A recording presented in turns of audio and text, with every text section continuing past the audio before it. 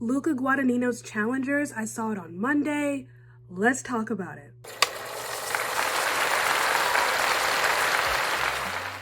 Now, normally with these full reviews, I give you a regular review. I just go a little more in depth than I do with my, instant reaction reviews. Just break it down in a different way. But this movie was just so fascinating, and it tickled my brain in a way that a movie hasn't in a while. I think the last time a movie just kind of just tickled my brain, I think was Missing last year. And I think it had to do with the way the movie was structured, the design, the, screen life narrative structure that just tickled my brain in a way that just kind of kept me focused. This does that, and I think a lot of that is credited to the editing, but not just the style and structure of the movie. It's non-linear in a way because we're set in the present and then we're going back to the past. It's all about this one tennis match, and the story is structured around 3 sets of a match in a way. So we have our beginning, middle, and then our end, and we're going back into the past 13 years and then 12 and then 5 or whatever it was, and then we're back to the present. It's all about how we got up to this moment, and we're talking about these 3 morally gray characters. Who's the protagonist? Who's not the antagonist? This was such an interesting psychological drama, and I want to talk about that part. Luca Guadagnino is our director. This is his first directorial feature since 2022's Bones and All, which starred Taylor Russell and Timothée Chalamet. That was actually my first time seeing Timothée Chalamet as an actor. I'd never watched anything of his before. And that made me a believer. That movie made me a believer. I'm like, okay, I get it now. But this movie stars Zendaya, Josh O'Connor, Mike Feist. This is a drama about tennis, and the entire movie is structured around tennis. Even the editing, the cinematography, camera angles. I saw an interview with Luca where he mentioned that he loved the French word voyeur, and he saw himself as a voyeur, his directorial style, and that's very much evident here. I feel like he found his sweet spot. If that's how he sees himself as a filmmaker, somebody who watches and observes, I feel like this is his sweet spot. He figured it out. This movie was very much up his alley because we're one of 2 people in this scenario. Us as the audience, we're either player 1, player 2, or we're a spectator, but I'm getting ahead of myself. So this movie is about 3 friends, so to speak. We have Tashi Duncan, who is an up-and-coming star, and then we have Art and Patrick, who are best buddies who go to a boarding school tennis academy, and they play together, they play against one another, and they set their sights on Tashi Duncan. Patrick is really just infatuated with her, thinks she's beautiful, gorgeous, wants to watch her play, and Art is, drawn to her in a different way. It seems that his draw is less lustful and more intellectual. He's very interested in connecting with her on the level of the game. And it's interesting seeing her respond to both of these boys in different ways. And you're led to believe that she definitely favors one more than the other, but after watching it, I'm not so sure. I'm just going to tell you right now, there are probably going to be spoilers. I'm going to spoil something. There's no way to really talk about this in depth without spoiling something. So this movie is all about manipulation. So there is a critic I saw from The Observer, I'm going to tag the link in the caption, where she used the word psychosexual to describe this movie, and I have been stuck on that word ever since I saw it because it's so accurate and it's fascinating. This movie is definitely rated R for a reason. There is nudity, mostly male nudity, believe it or not, which makes sense now that I've watched it, because it's the men in this movie who are being exposed, who are being exploited and manipulated, who are, being put out as vulnerable. So you have some male backside, some booty cheeks, and some male frontal nudity. I don't know what it is with Hollywood right now and male frontal nudity, but it is here. The most you see in terms of female nudity is, you see Zendaya in a sheer bra, so you see her nipples. And then, her backside where she's wearing a thong, so booty cheeks. That's the extent of it. But for the most part, it's the men who are being exposed, which makes sense in context with the plot.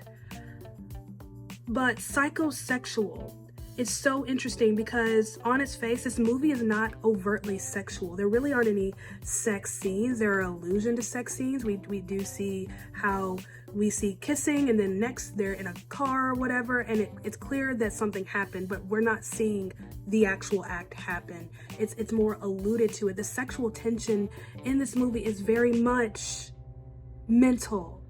And I mean, hats off, sir. Like, that's a skill. It's a combination of good direction, good writing, and good acting. All of these things have to be good in order to make something like this work, where the movie is just so sexually tense. It's so tension driven. I'm kind of rambling right now because it's just so much. How can I break this down? So like I said, this movie is intense. It's tension driven. It's the tension that really drives the story and that keeps it afloat and alive, but also what keeps the story afloat and alive is our perceptions, the constant manipulation and changing of our perceptions. So the manipulation of the audience is key to this story working, because I mean, whose perspective are we supposed to be following here? We have Art, whom we're led to believe from the very beginning is our protagonist, who is the good guy in the situation, and that him being with Tashi is a good thing, and that Tashi is good for him. That's where the manipulation begins. From the very beginning, we're not given an opportunity to see Tashi for who she really is, and that's intentional. We're led to just focus so much on these boys and decide for ourselves who's good and who's not. And the manipulation really isn't her response to them, the way she responds to them. She immediately responds to Art, it seems, favorably. She seems to favor him from the jump. So because we're magnetically also drawn into Tashi, we're trusting her judgment that Art is the good guy and Patrick isn't.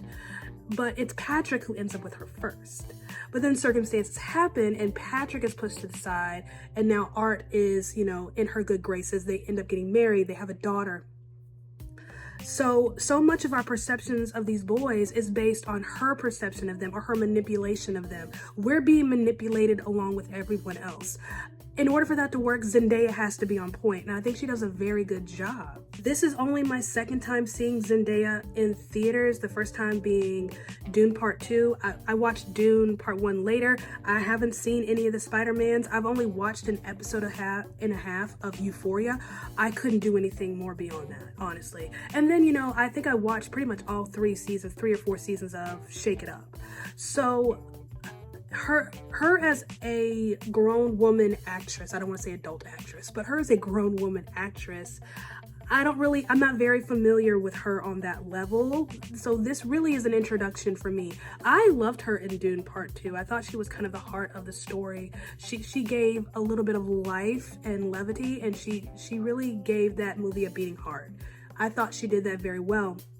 But coming into this, I was a little unsure, and I think I let what other people were saying about her really get into my ear, because I think a lot of people said her acting is very wooden. She's very stiff, not much emotional range. I don't think your opinion is really going to change here, because in this movie she is stiff, she is wooden, but it's intentional. That's her character. We're talking about a woman who is heartless and void of real emotion. She seems to not care about the people around her. She seems to not really take into account how her actions might affect other people. She's kind of remorseless.